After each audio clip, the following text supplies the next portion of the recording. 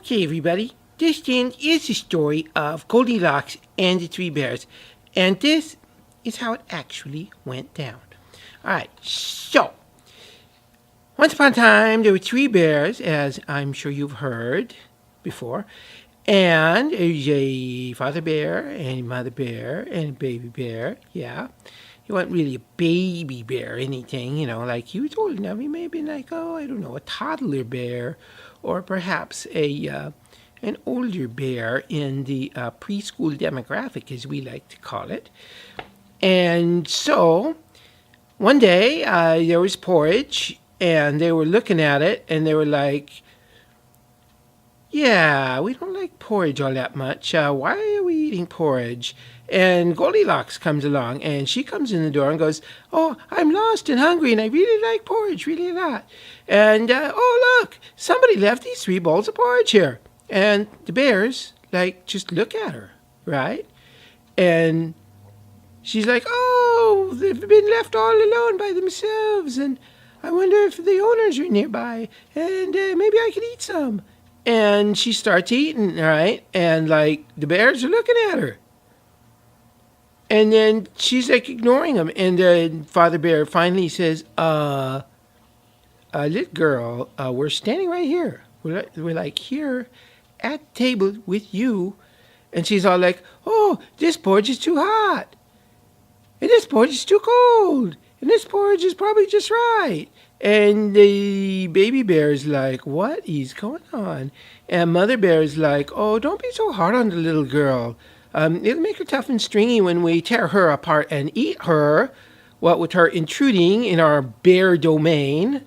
And Father Bear is still like, little girl, we're standing right here. What, are we invisible or something? Do you have one of those diseases where you can't see something, like a mental block against bears?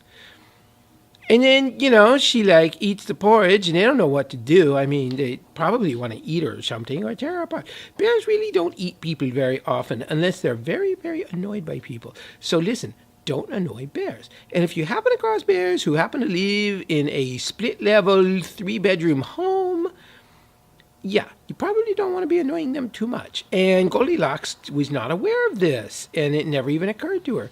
And after she ate the porridge, and the bears are just staring at her, and she goes upstairs, and they all watch her go upstairs, and they're dumbfounded. I mean, they are staring what was that? And then Goldilocks is upstairs, and she goes, oh, 3 little beds. And then she stops and thinks and goes hey, wait a minute. There were bears down there living in a house, split level. They probably didn't build this place. Bears don't have enough job money to usually buy a house. I wonder what happened to the original occupants. And she pulls the sheet off Baby Bear's bed and finds the original occupant of the bed in little tiny pieces, kind of mummifying there on the bed. It's pretty horrible, yeah. And she realizes right then the mistake that she has made, and she's bolting for the door, right? But there's bears, and they're they've pulled themselves together, and they're thinking yeah, this looks way better than porridge. And so Goldilocks is out that window and down the floor. She boom. But she doesn't stop there. I think she had sprained an ankle or something, but that didn't stop her. So she kept running and running until finally she found the safety of a gingerbread house with a little old lady. And I don't want to even go there, but she never came back to the bear's house again. That's my story. Thank you.